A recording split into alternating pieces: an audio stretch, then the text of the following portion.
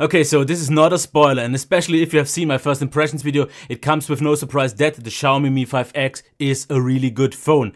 But these days, with the really strong competition, especially from Xiaomi themselves with the Xiaomi Redmi 4, it comes the question if really good is really enough. That's something I'm going to answer you later. But for now, let's start off with the design and build quality. And starting off with the build quality, I have to say that it is really nicely done. It feels very solid. Overall, not maybe premium because it does flex a little bit, but this actually gives me quite some confidence that it will absorb some drops, actually quite solid.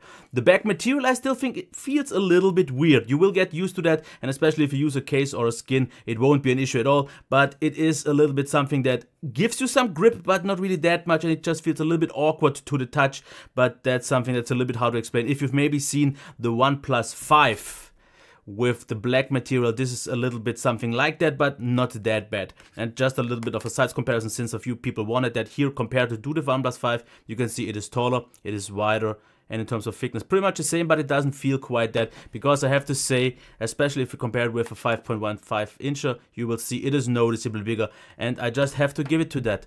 It's not the most compact phone, and I think especially with the bezels, especially on the sides, it is a little bit unwieldy for a 5.5 incher, definitely not compact, and they kind of wanted to make more of a stylish phone that, in my opinion, looks a little bit boring, but it doesn't feel all that compact and comfortable in the hand. It's totally fine, but I think they could have done better, because something like the Xiaomi Redmi Note 4 that was actually thicker due to smarter curves on the sides was actually easier to hold, because as you can see there's only a small curve, the rest though is pretty much flat, but it feels still very nice and round in the hand, so nothing about that to say. The fingerprint reader, as you can see here, works actually quite fast, and with the new MIUI it actually feels a little bit better in terms of screen turn-on time, so I have to give it to that. So really good and very reliable.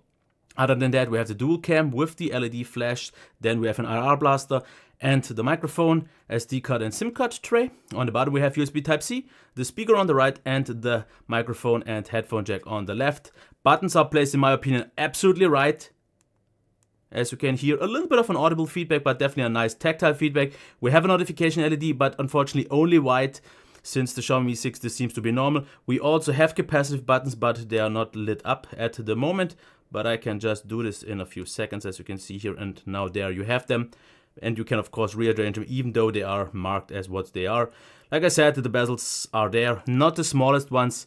The front is pretty much flat, but there is a nice transition towards the side, so it overall feels very round and not sharp or edgy and anything like that. So that's why I would say, let's jump into the display. What do we have here? Of course, contrast and color gives us the options for increased contrast, automatic contrast, with then the option for warm, standard and cold. But I have to say I actually had to use increased contrast, because with the normal setting, it felt a little bit too dull for me, a little bit too flat. And I didn't quite like that, because the maximum brightness is actually okay. With 500 lux, this is fine. And the sunlight readability was good. Viewing angles are stable. It doesn't ever look like that on the video. Colors are nice, definitely. And if you use increased, you will get quite a nice experience, because the white point is set still quite good, blacks are solid, the normal amount of APS glow, and it's deep enough. Then the colors know to shine. I still think that it lacks a little bit of contrast. That's why I would say use increased contrast, then colors just look a little bit more right. That's just me. So just because of that little bit of some dullness and you needing to take advantage of increased contrast, I would say it's just a really good display. And actually this is one of the first devices where I will judge the display a little bit harsher in some other aspects, so don't think that I'm too hard on it. Still almost very good. Now what about the speaker?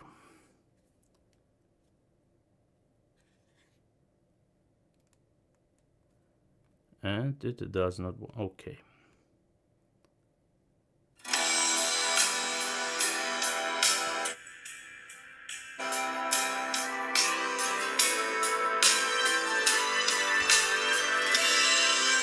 Yep, the speaker is really good, because I would say it is actually quite loud and overall quite good in terms of quality, because it doesn't ever feel thin, actually a little bit warm and quite full, so I really like that. So for a bottom firing speaker, this is actually one of the better ones. So yeah, nice.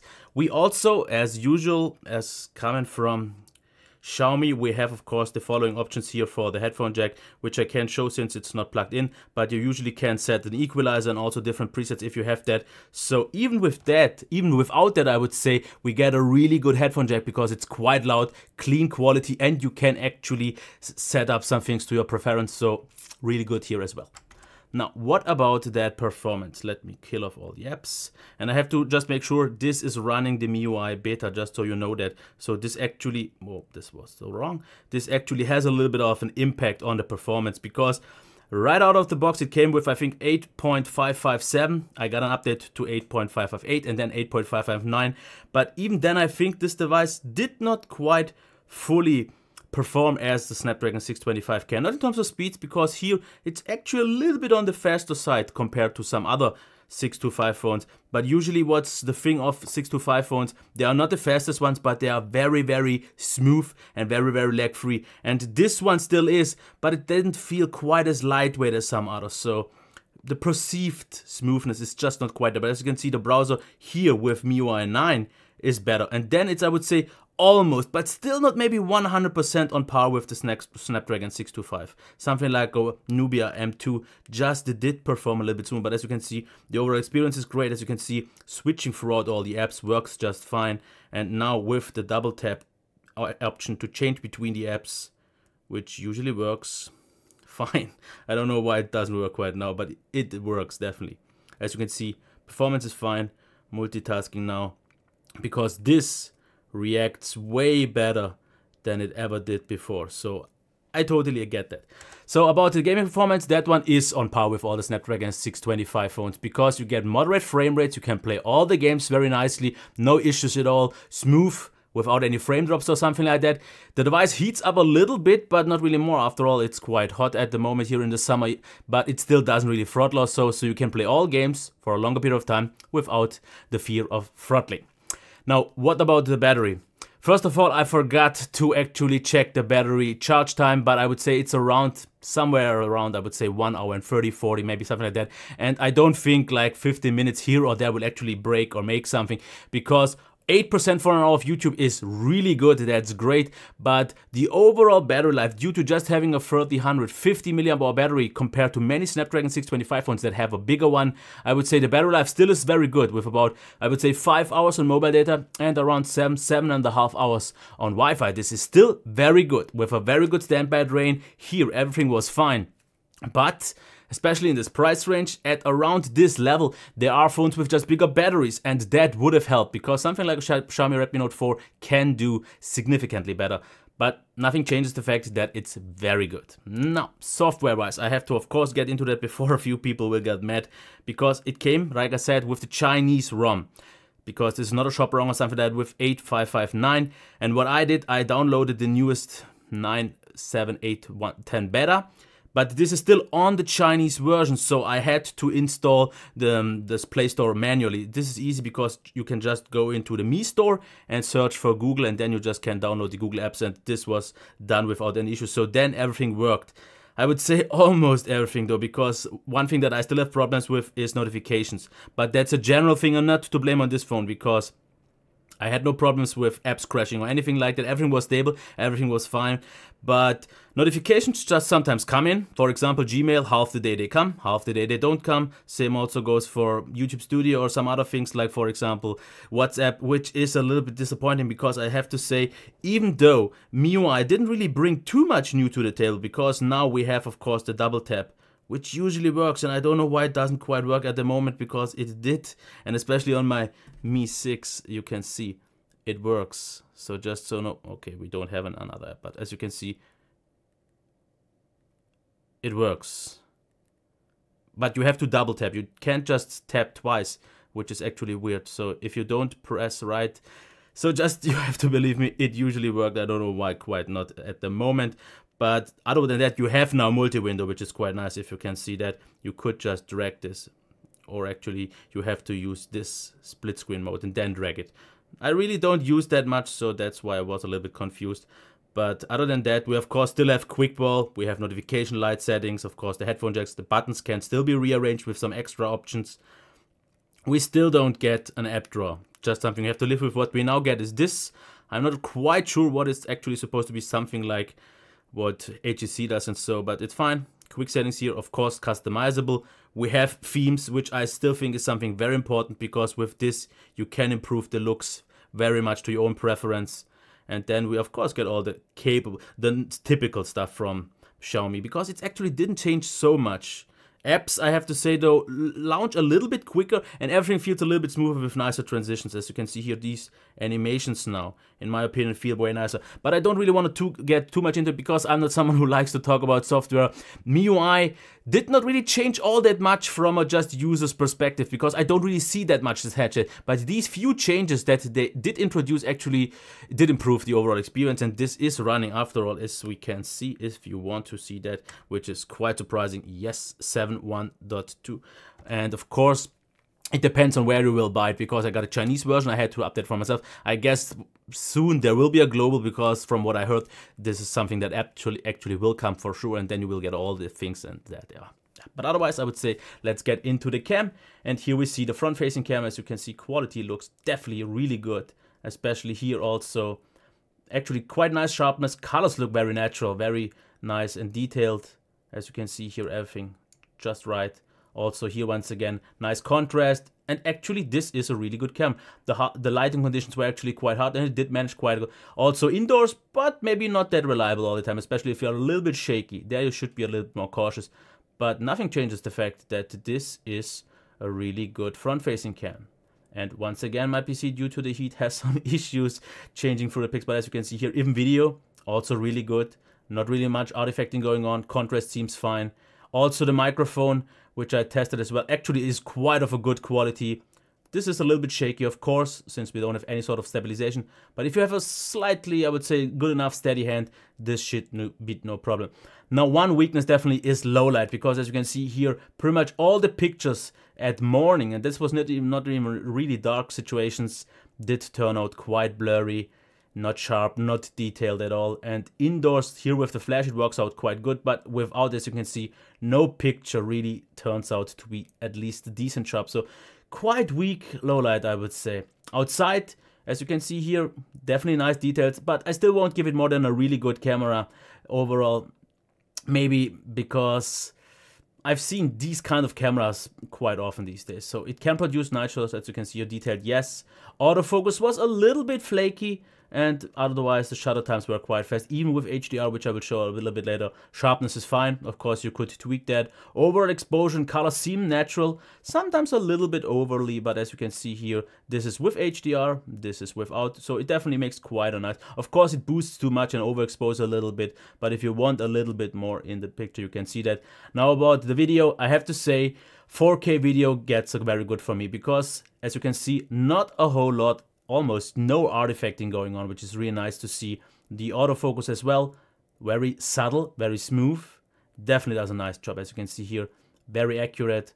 Camera, of course, since it doesn't have any sort of stabilization, will be a little bit shaky. You can see this. This is not really something that I can deny, but it's fun.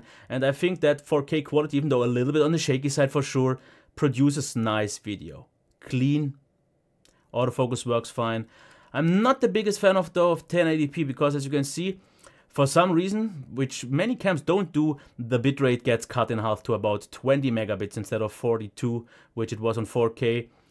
But the problem is actually not that the picture is just a little bit more blurry, which it is, but the autofocus is just a little bit more pumping. And I don't know why so many cams do this, that 1080p has a pumping autofocus when the normal 4K video has a very subtle and smooth one. So I don't really know why that is the case, because the quality is just weaker, so therefore it doesn't really make sense to go for 1080p.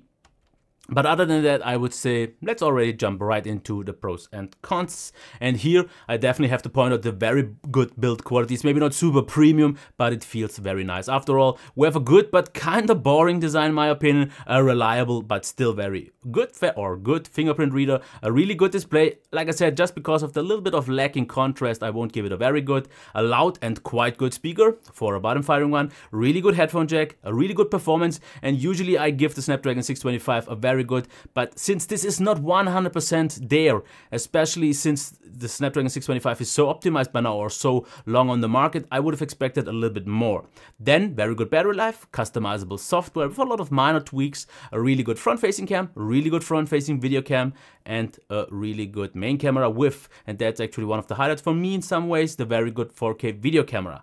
What's not that great, in my opinion, it feels a little bit wide and unwieldy, definitely not super compact. The performance is not 100% on a Snapdragon 625 level. A little bit of some minor software quirks, but mostly it's the unreliable notifications that did annoy me, but that's a general MIUI thing. Disappointing low light camera, no band 20, at least not yet. Maybe some versions will come soon. It usually has to be imported, and we don't get the usual Xiaomi value. And this is actually my main problem with this device, because the price is around 217 euros for the 32GB version and around 240 for the 64GB version. And that normally is a good price for the local market, at least here in Germany, but not really, especially from Xiaomi themselves, because they have the Xiaomi Redmi Note 4 with almost the same internals, pretty much the same quality display, speaker. Also, the cam isn't far off. The performance is almost, I would say, even a little bit better than, of course, the battery life is noticeably better. It actually was easier to hold on, and it costs about 130, 140 euros. What I have to point out, though, what I've heard a lot of people complaining about the Xiaomi Redmi Note 4 compromising a little bit on their parts quality, because for now, when the device is cheaper, kinda use cheaper lenses, sometimes also even cheaper displays and so on. If that really is the case, it's a bummer, and then you can't really change much, but this is a viable alternative, but it's also an almost, let's say, 80 euro more costly alternative. And then we already are very close to local phones, like for example the Moto Z Play, which is at least here available quite often for 250. Then also a Lenovo P2. But the hardest competitor still, if everything works out fine, at least from the unit that I had, was the Xiaomi Redmi Note 4. And don't get me wrong, and you've heard this so many times throughout the review, this phone is really good. After all, you have seen everything is on a really good level. A few things a little bit below, a few things actually a little bit higher. And the really cons aren't something to point out as some deal breaker or something like that. So that's not the thing. But for this price from Xiaomi, I would have expected more, especially a better camera, especially in low light and some other things, because I think design-wise they went a little bit the odd way, because this does not feel and look like the typical Xiaomi phone. It feels more like an, I've said personally it looks like an iPhone. A lot of people told me it looks more like an iPhone, like a OnePlus 5. At the end, it doesn't really care. And if I would actually have to say what it feels like, and maybe that's the one reason why I'm not quite that impressed by the design, it feels a little bit boring, is because to me it actually feels a lot like the Pixel XL. Quite big bezels all around, in-hand feel a little bit wide and so on.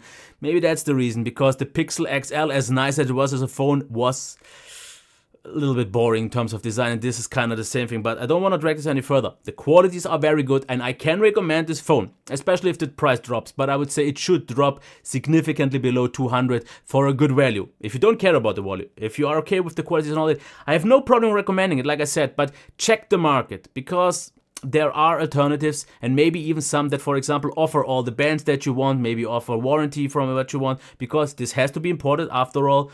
Warranty and all that aside, you have to just keep that in mind. But that was pretty much already it. So if you want to know anything further, leave that down in the comments down below. Thumbs up maybe, subscription, and a nice day. Bye.